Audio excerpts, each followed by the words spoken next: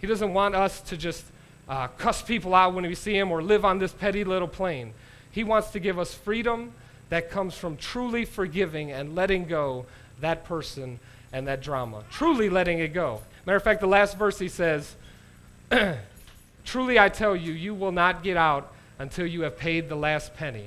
You won't get out of the prison that bitterness and envy puts you in. God knows that when I got beef with somebody else, when you have beef with other people, it puts us in a prison where all we can think about, all we want to do is get that person what they deserve. You know what I mean? It's a prison. Again, I take the poison, I hope they die. And I'm in this prison of anger or resentment or whatever. It's a prison we will rot in if we do not let God come into our hearts and rather than just do this hollow religious activity. Because if we can't get it right on this level, we're not even close to right on this level. He says, don't even approach the altar until you get that together.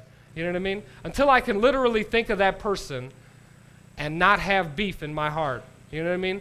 Then I haven't truly forgiven them. Until the moment where I can think of that person and know she's going to get hers or whatever it would be. None of that comes to my heart. Until that moment, I haven't forgiven them. I could say I forgive them. I can go to them and say, people will forgive, but then they'll lay another layer on like, Johnny, I really forgive you, even though you were a complete jerk and it was, but I forgive you. I let you go. I let it go.